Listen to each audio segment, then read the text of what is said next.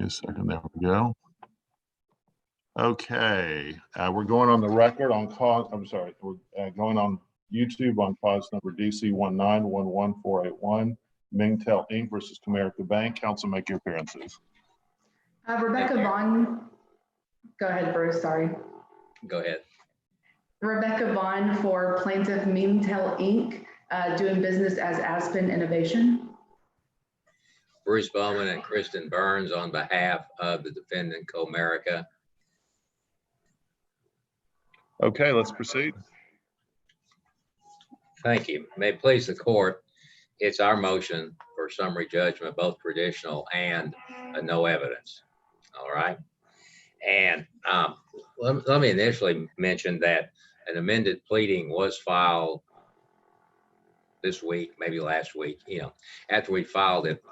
But after looking at it, we think we are still entitled to a summary judgment, even upon the new claim that they made for money had and received. And the reason I think that is based on a case that we just found yesterday. If I can put it up, it's the McIntyre case out of Dallas. Can you put that up for us, Bernard? Also have with me Bernard Johnson, who can operate all this. So. You're not allowed. I can do that. Give me a second. Give me a second. Okay. Go ahead. Okay. So the McIntyre case is out of the Dallas Court of Appeals. It's a 2001 case, and the importance of it is really in paragraph 20. Can you highlight paragraph 20? Where it indicates that even if we assume that the late petition was filed timely, we don't dispute the petition here. The amended petition was filed timely. If the grounds asserted in the motion show that the plaintiff could not recover from the defendant on the latter pleaded causes of action, you can still grant a summary judgment. And I thought that was case law. I wasn't sure, but we found it yesterday. And like I say, that's out of Dallas Court. The reason we think that matters is we think that the money had and received claim is very similar to the constructive trust that we've already moved on for the summary judgment, showing that the plaintiff cannot trace a race or actually find the same money. And so when you hear that argument, it's going to really show that it's the same facts that would be alleged under the money had and received. So we are here asking for a summary judgment on all the claims, including the newly added claim. Now, going back to the start for a minute, I presume that the judge, of course, you have read everybody's filings and all that. Yep. And so you can see that generally the plaintiff, if they were wronged by anybody, was wronged by a company called PCT that they were doing some business with. They'd originally sued PCT in this case, and they dropped them because apparently they went to bankruptcy. And it's fairly normal. If you have a bankrupt defendant, you try to find a deep pocket. And here the plaintiff has done just that, tried to find a deep pocket, Comerica. And that's what they're supposed to do. Their problem is that the way they've done it, unfortunately for Comerica, does not work. And that's the reason we brought our summary judgment motion. And they have basically said that there was a civil conspiracy, there was a conversion, and there was a constructive trust, all centering around some money supposedly that was misdirected by someone called O'Keefe and Associates. Well, O'Keefe and Associates obviously is not the same as Comerica, and that's what we brought up initially. Is O'Keefe and Associates has nothing to do with Comerica. We filed an affidavit indicating that. And the other side initially has discovery responses. Can we go to exhibit? Let's see exactly what it is. First of all, let's go to exhibit E and this is our motion for summary judgment. And if we go to interrogatory number 8, can we blow that up so the judge can see it easier?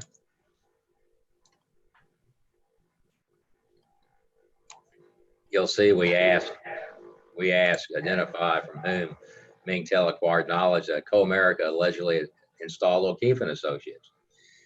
And the answer is they object because it invades the attorney-client privilege, subject to and without waiving. Mingtel learned through Co-America's installation through investigation by its prior counsel, David Fiedling.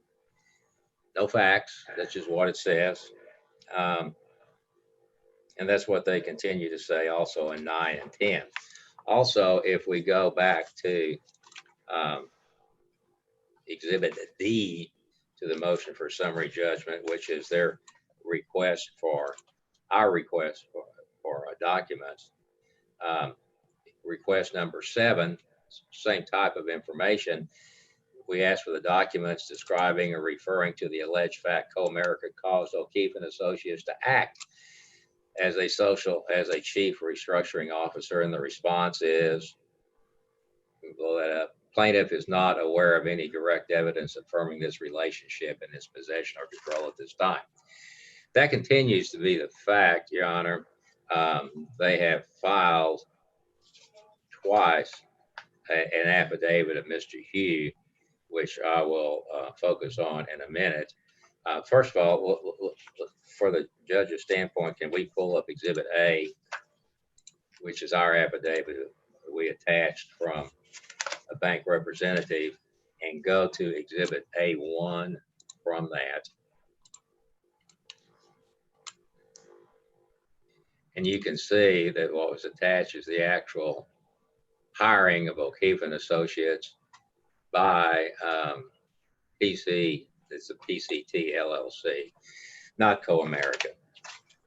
So now, how do they respond? Well, the other side responds by having an affidavit and a supplemental affidavit, which they filed, I believe, yesterday, which we also objected to, of Mr. Hugh, where he makes statements that, let's go to his actual affidavit, that he makes statements that in paragraph,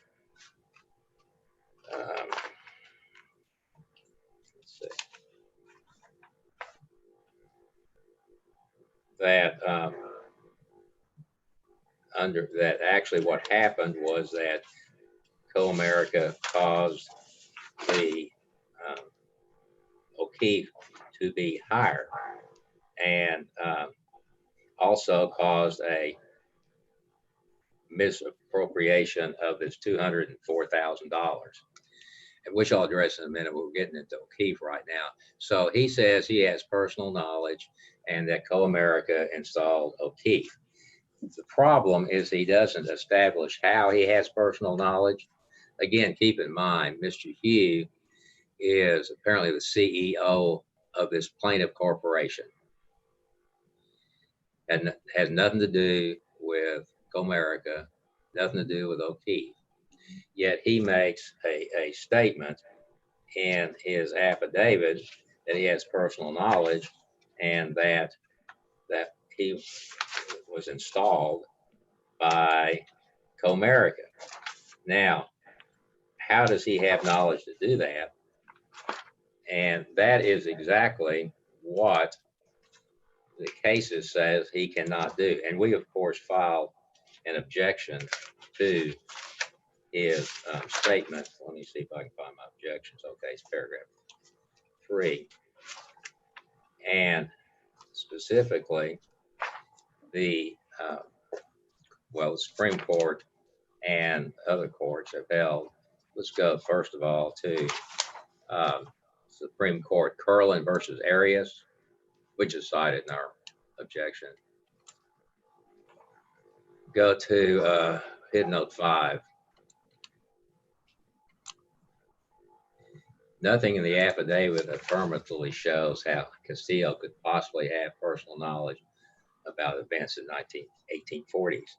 The same problem, and also you have the same situation in another case. We cited several cases. I'm sure the court's familiar with the fact that to make it, just because you say you have personal knowledge, that is not sufficient. Pipkin versus Kroger, we could put that on the screen, that paragraph.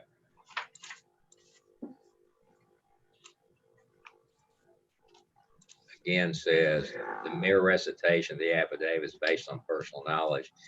If the personal knowledge is inadequate, if the affidavit does not show positively a basis for the knowledge. And again, if we go to the affidavit of Mr. Hugh, whether it's the original one, which we objected to, or the second one, which we objected to, he does not give the basis for his statement about the employment or the direction of cash inflows by O'Keefe through Co-America. So if you look at their amended petition, all of the acts that they're talking about, the misappropriation of the $204,000, the stopping payment of a $150,000 check, all relates back to O'Keefe and Associates, which if it happened, has nothing to do with Co-America. And so from that standpoint, we're entitled to both a no evidence and a traditional summary judgment on the case for that situation.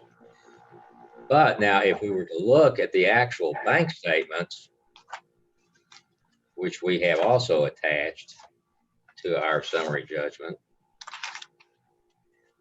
which are exhibits C and D, it doesn't show any of the money going to Co-America. It shows money coming from Co-America in bank loans. There's no $150,000 going to Co-America. There's no $46,000 going to Co-America. You can go on the next page and see it. I mean, you can see Co-America was actually lending the money. So the allegations about this $204,000 and the $150,000, yeah, they did attach the check showing it was a stop payment, but the stop payment was not by Co-America.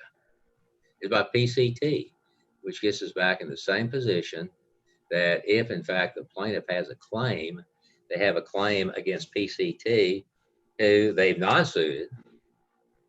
And again, Co-America did nothing wrong, certainly through O'Keefe. And if that's not enough, if you actually look at the bank statements and their petition, both the original and the amended, talks about these transactions occurring in late August, September, specifically September 20th, and you look, the bank statements just don't show it happening. So they can't trace the money. It didn't go to Co-America. Co-America didn't get any money, and Co-America didn't do anything wrong. And that's the reason that we brought the summary judgment. And we waited until close. I mean, we're actually set for trial probably in about a month and a half. And if we look at their response for the summary judgment, again, they rely on Mr. Hughes' statements where he says he has personal knowledge, but then if you go through, you can see he doesn't try to establish how he has personal knowledge of the so-called O'Keefe installation or the so-called getting of funds from the bank account from Co-America. He clearly does not have the personal knowledge. They then try to say, well, you know, on the information and belief, PCT and Co-America had a meeting of the minds. That gets to the conspiracy. And I'm not repeating, obviously, everything that we said in our motion or our response. Well, you know, a belief is kind of late for beliefs. I mean, it's time for them to kind of put up. And they haven't put up. They tried. They filed, I'm sure, the best they could. But what they filed does not show any kind of meeting of the minds on conspiracy.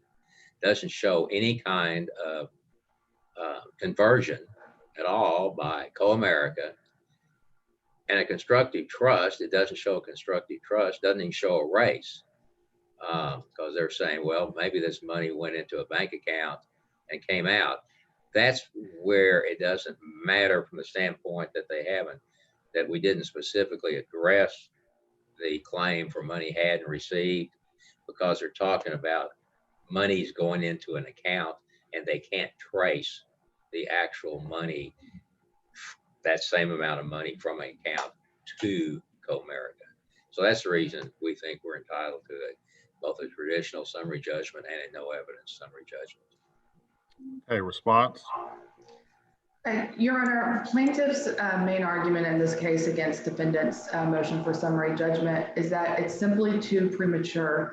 The discovery period is still ongoing. We have depositions of key witnesses that are to be taken next week. In particular, the deposition of the corporate representative for O'Keefe, which was scheduled by the defendant. We're looking forward to that. We think it'll bring to light a lot of information that will help our causes of action. The defendants seem to rely a lot on the fact that plaintiffs have non-suited PCT in this case. There are many factors that went into that non-suit. It was a non-suit without prejudice, so we're able to bring those claims against PCT whenever we would like. We did not come after Comerica because of the deep pockets, as defendants suggest, but because, simply put, there was money in PCT's account that was taken by Comerica pursuant to forbearance agreements between the two parties, and that money did not belong to PCT. It should not have been taken out, should not have been subject to their forbearance agreement. It rightfully belonged to Mingtel. It never got sent to Mingtel. We need the depositions next week of the O'Keefe representative to be able to tie together these loose ends for us, to get more facts and exactly figure out who stopped the check, at whose direction that was, and pursue our case on to final trial. I think there are genuine issues and material facts here that are inappropriate for a summary judgment basis, Your Honor. So let me ask this. So the case is set for trial on July 21st. Is that not right? That's correct. Okay. But discovery is still open, or is there not a scheduling order? There is not a scheduling order, but discovery would be open under the rules until the 21st of the month, maybe 30 days, because that would be the earlier of 9 months or 30 days for discovery. So it would be open for next week. Now, they've obviously had a year to do all that. And they just had a year and they haven't done it. They actually served a document request on us 30 days before the 21st, which we answered early this week, anticipating that they would want to see documents. And if they possibly brought that up at the hearing, we wanted to be able to say we already produced the documents, because we have produced the documents and they just don't show what they're trying to show. Again, respect their attempt. They're trying to recover, but the facts, the bank accounts, the statements just don't show what they wish they showed. And Mr. O'Keefe, my understanding, I haven't talked to him, is going to say, of course, just exactly what we say. And I think his deposition is even Monday. But whatever he says, whatever he says, he's not going to be able to change the bank account statements. And he's not going to be able to show money going someplace the bank statements don't show.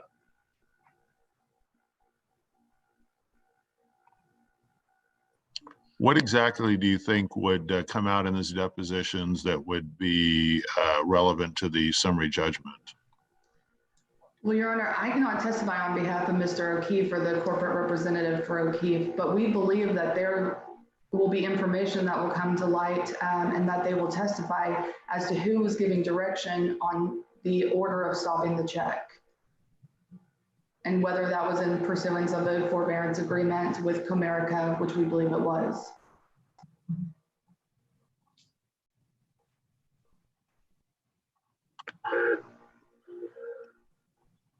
Okay. And so you're requesting that you filed a motion for continuance of the summary judgment hearing? I did not, Your Honor. You did not? I do not believe so. Okay, but you're wanting a continuance without a proper motion? We're just wanting the request to be denied, Your Honor, and for this to go on to final trial.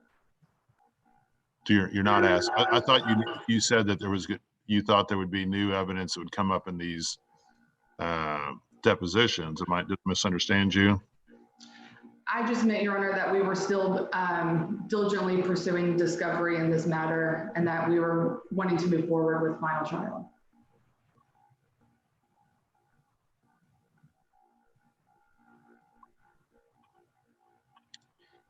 Okay. All right, so this is what I'm going to do at this point. I'm going to go ahead and take this under advisement. I'd like someone to put together, there's a lot of additional briefing that came in kind of at the last minute and some cases that were cited. If you guys could put together one brief book that had all the relevant cases with the cases highlighted. You haven't submitted that already, and I just didn't see it. Have you? No, Your Honor. Not, well, we can always do it. We have submitted relevant cases in our response. Although we haven't attached the cases, if that would be helpful, we could attach some of the relevant Yeah, cases. why don't you attach the cases, have them highlighted, as well as just a binder that has everything in there, the motions, the response, the supplemental response, the supplemental the supplemental motion, supplemental response, everything that's relevant to this hearing, because there is quite a bit here, as well as the cases. Try to get that to me by maybe next Tuesday, and I'll try to get a ruling to you by sometime in early July. I will be happy to.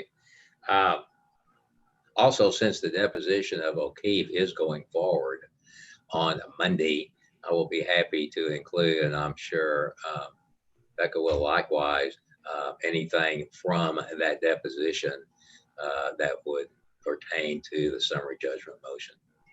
Yeah, that would be helpful too if you wanted to do yet another supplemental response and motion. Happy to. Okay, well, just get that to me. I guess you could get that all to me. It's up to you if you want to get that in one binder and get it to me in a couple weeks. Why don't you do that, and I'll try to get a ruling. Do you guys want to keep the July 21st trial setting, or you want to bump that back a month, given the deposition? I'd have to talk to my client. I just assume probably keep it at the moment. If something changes, we could let you know. Again, we think we know what's going to happen on Monday, only because my counsel, I have a co-counsel and is from Michigan, has spoken, I believe, to someone from that office. So, and likewise, 2 weeks is fine. Although, we can get you all this stuff next week if that would help you, only because we're on it right now. It might be easier for us to get everything together in a week than 2 weeks, but that's up to you. It's totally up to you guys. I'm flexible. If you want to keep that trial setting, that'd be great. If you want to move it back a few weeks, my only thought is that if I don't get a ruling to you until, say the second week of July, you may have to spend money getting ready for trial since you don't know what my ruling is going to be. Right. And if I move it back a couple weeks, it would keep you from spending that money. Why don't we do this, if that's all right with you, Judge? I'll consult with my client. I'll get with Becca, and we'll see if we can agree or not agree on that trial setting. And my understanding of the trial setting, by the way, obviously is non-jury, and it's going to be a non-jury Zoom trial. Yes, I mean, unless there's an issue with that, that would be how I've been doing them. And the other thing I would say is that if we could get it tried in early August, say, I don't think we're going to be having any jury trials in August, and so you would be number one. You'd have a very good chance of going to trial. Basically, every non-jury case is going to trial right now since we can't try jury cases. So, and since we won't have jury trials in August, probably, or at least not early August for sure, then we'd be able to reach you guys. Once we start up jury trials again, it's going to be very hard to try any non-jury cases. So I want to get you tried before that happens. Also, I know it's impossible to predict, but I guess it's possible by August we could actually have a non-jury trial in the courtroom. Possibly. Yeah. That's all Possibly. I'm gonna say now, yeah. Okay, we'll get back to you promptly on the trial setting. So look at August 4th, 11th, or yeah, 4th or 11th as a possible alternative date. But again, if Right. you want to keep it the same date, I'm just trying to kind of think about when I'm going to rule and all that kind of stuff. So, I would anticipate we would agree on the 4th or the 11th, but again, I want to make sure. We likewise would agree, Your Honor. I think that's fine to push it back for 2 weeks, but I will check with my client. okay, just let us know as soon as possible and get me that binder. Let's say get me the binder by what's today's date? July 12th, June 12th. Get me the binder, let's say by June 26th. All right, All right. Thank you. thank you. Thank you, Your Honor. Bye-bye.